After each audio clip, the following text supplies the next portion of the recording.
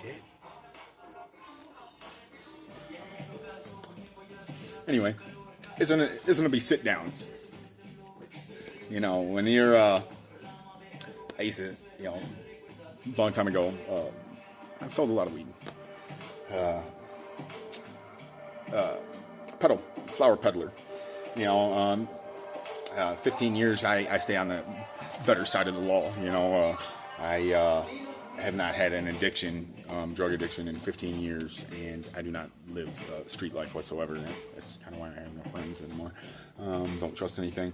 But there had been times, you know, when I was young and lived a fast life that you'd have what would be considered sit-downs, you know, with, let's say, influential or made people of some faction, you know. But let's say I used to hang out with some, you know, some older Russians or Serbians, or Italians in different aspects in different parts of the city back in the day, and you know, and then they always testing you and you know, just filling you out, and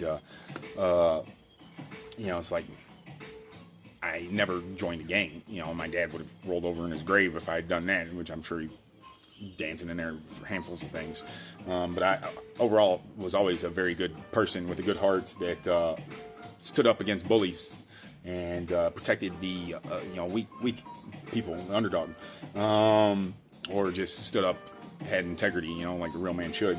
And but a couple times, you know, walking into restaurants or buildings to sit down and talk to some people, and they say, "Oh yeah, you still didn't join no gangs, did you?" You know, a lot of these young guys, you know, they feel that they need that protection or that you know, brotherhood or whatever. And he's like, we don't respect. We don't respect gangbangers, you know, so that's why we like you, because you keep it real, you know, you stay by yourself, and you know, see, because if you join one, then you're excluded from the rest, and I just wanted to sell weed to all of them. So that's the way I looked at it back then, but, and I just, you know, not going to be controlled like biker clubs, you know. I've been around handfuls of what would be 1%er bikers, different groups, which I could have always rode with, but I don't like riding with more than a couple people at a time, because then you're in wolf packs and it gets more dangerous, more people going different directions. So I always go straight through them, even when you know, you better be on a crotch rocket, because if you try to fly past a you know, a procession of bikers, that's not always a good idea. That can get you hurt. And unless you're on a faster bike than them or willing to go faster than they are, which I always was, you don't ride past a big group. You know, you're kind of stuck behind them, which usually they're going at a pretty fast clip anyway. So you're safer to stay behind them a good ways. You know, because when you start passing them, they can start ticking people off. But unless you're passing them at like 150, 200, you don't pass them. But I was always tipping that 200 mark, and I just went zoom, and most of them will fall off 130, 150. Yeah, not too many people have ever rode with me above 150. You know, only a handful ever.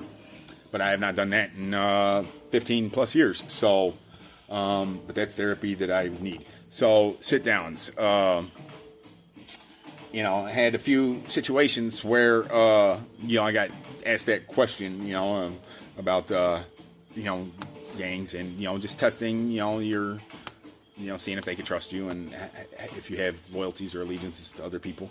But if you join a gang or a club, they pretty much own you.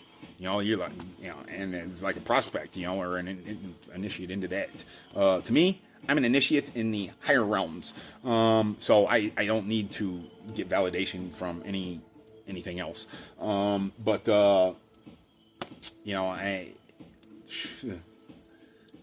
some of those were some pretty interesting or scary situations too. But anyway, that's on Sit Downs. Prayers and blessings to all the family. Shane Michael, Road 1 Yard.